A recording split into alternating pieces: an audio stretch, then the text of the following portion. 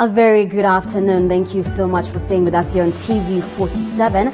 Welcome to Newsfeed. My name is Mombi Chege. Now, Malindi Member of Parliament Aisha Jumwa and her aide Geoffrey Otieno will spend 3 more days in custody after the court remanded them. Now, the two appeared in court this morning to face murder charges but did not answer to the charges since they had not undergone a mental assessment. The two will be detained at Port Police before they are presented for mental assessment at the Coast General Hospital. Mariam Mwachara was in court and now joins us from Mombasa. Mariam, what else do we know so far about the case?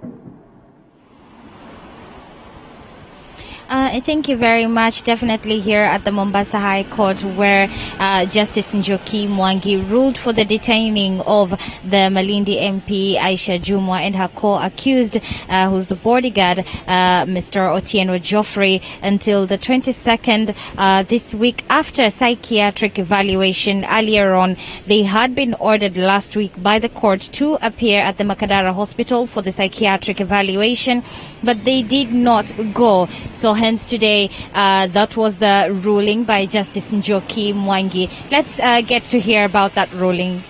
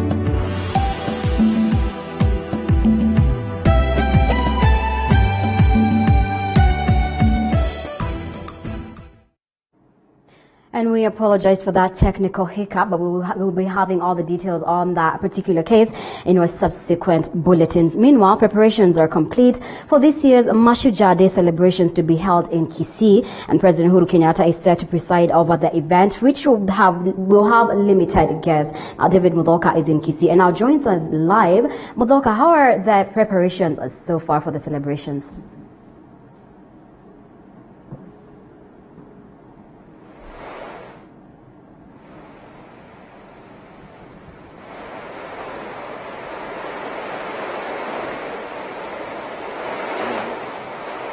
Well, Linda, a very good afternoon to you. We are coming to you live from the BC Stadium.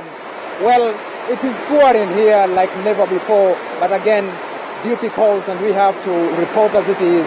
From the 47 counties, today we are at Kisii County. This is the iconic 25,000 capacity BC Stadium, which is set to be the host for tomorrow's 57th Mashujaa Day celebrations in the country. Here, besides the capacity being 25,000, the government insists that only 3,000 invited guests, Linda, will be attending this particular event. We were here earlier and we could see a number of traditional dancers, a number of stakeholders involved in this particular celebration, just trying to put on final touches to make sure that tomorrow's event is as definitely is as flawless as possible. I understand that this is the first public event to be open to the members of the public following the advent of the coronavirus pandemic.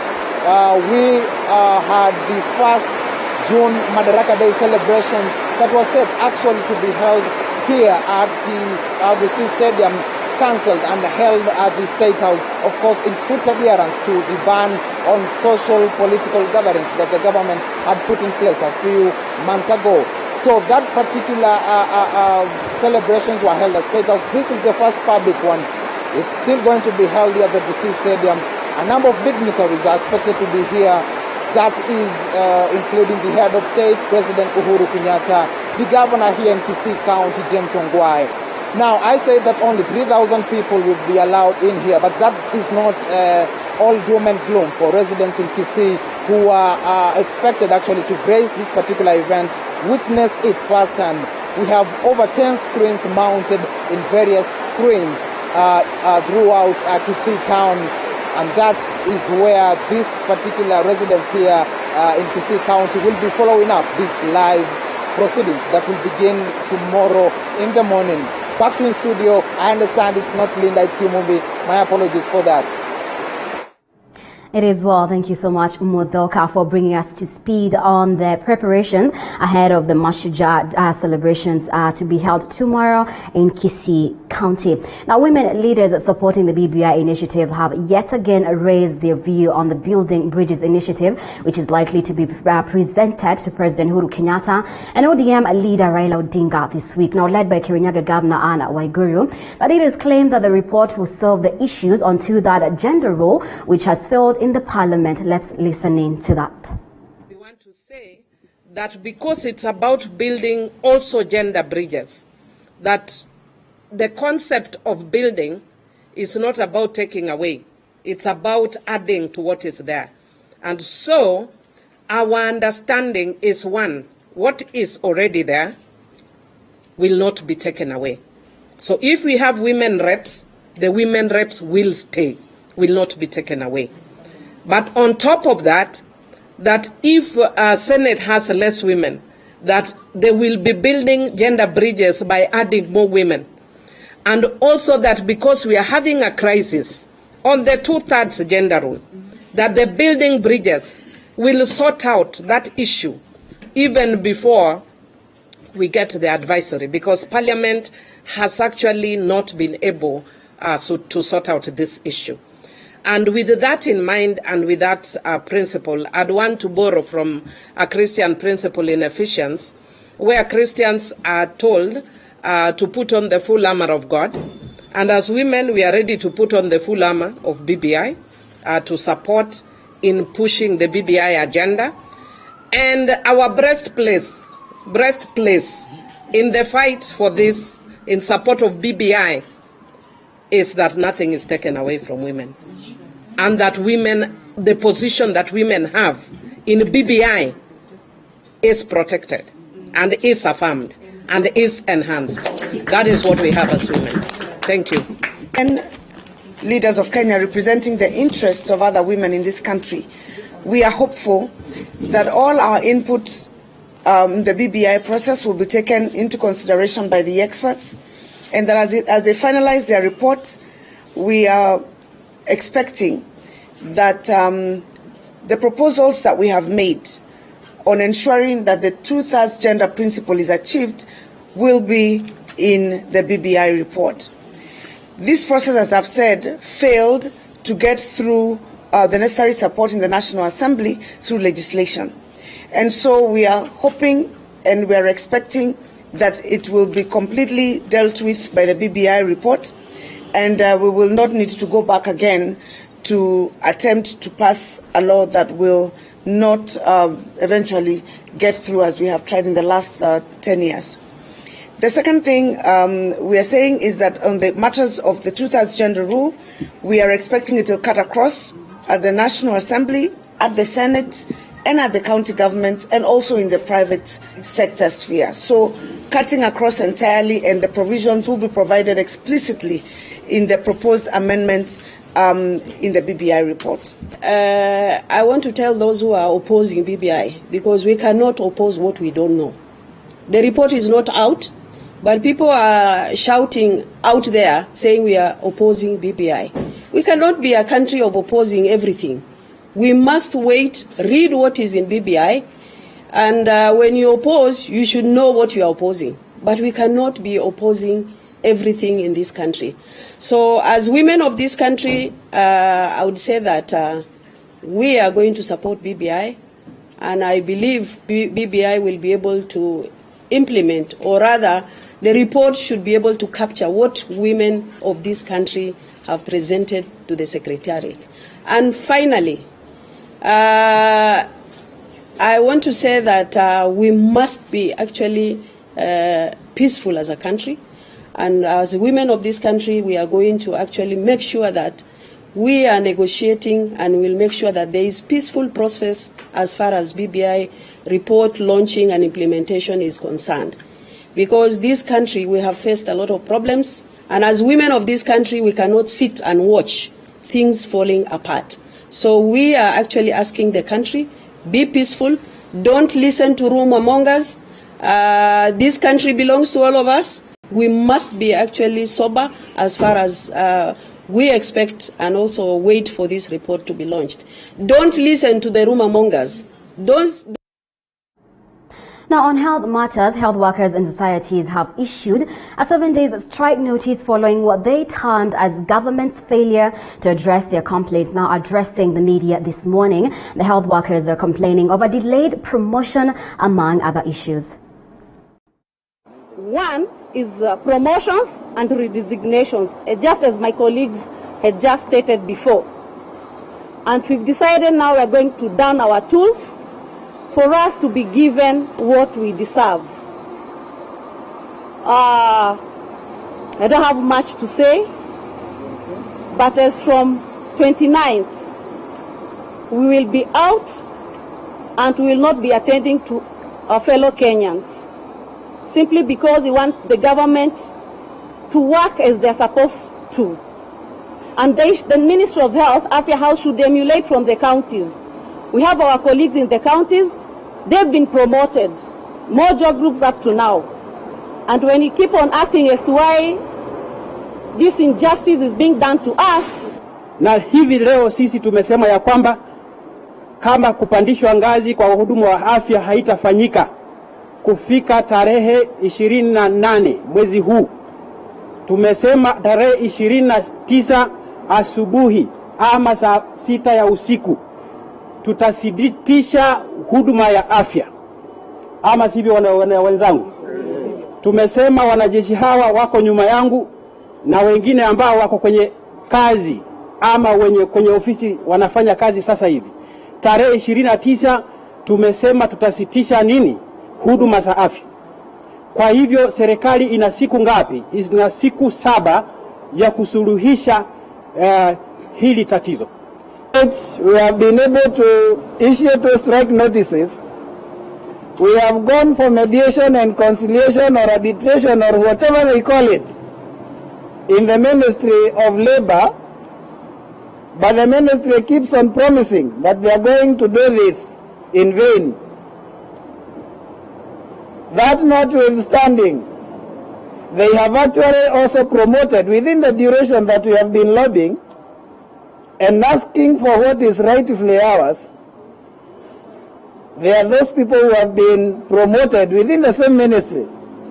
And so it has become an animal farm where we are all equal, but there are animals that are equal than the others. And I think today we are here because we have said enough is enough.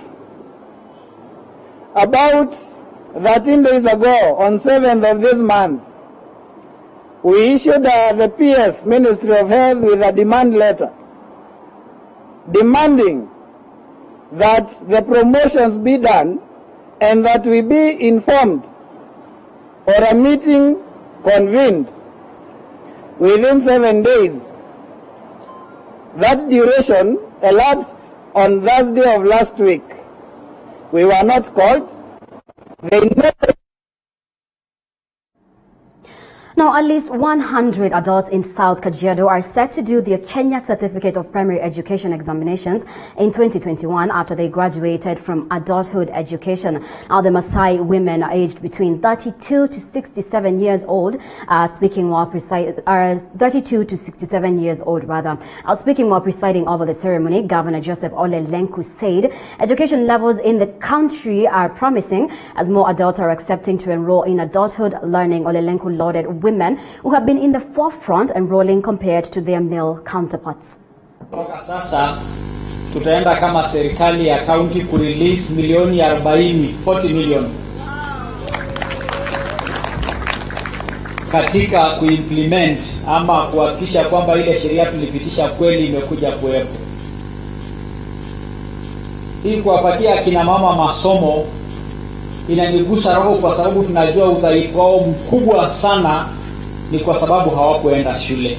Kwa ikiendelea, ila watu wengi walidhania haina umuhimu katika jamii, hata wengi walikuwa naita gumbaro, na sahi hatusemi gumbaro kwa sababu sahi wanajua kusoma na kuandika. Walikuwa naitwa gumbaro kwa sababu walikuwa natumia kidole gumba kuweka saini, lakini wakati kwa sababu ya kuingia kwa masomo wameweza kuingia kuchukua nafasi katika jamii. Tuko na wamama ambaye tunaweza identify ambaye wamepitia hii darasa ya elimu ya watu wazima, na mwaka kama wa kesho wataweza kufanya hata certificate ya KCSE. Now, more than 2,000 business people in Elbagon and Molo in Nakuru County who work along the Kisumu-Nakuru Railway have vowed to challenge the court the eviction process after they were issued with a 24-hour notice to move their business from the railway land. Now, led by the Molo Member of Parliament, Kuria Kimani, they have questioned the move by the railway authorities, saying that they ought to be given a 3-month notice before they move.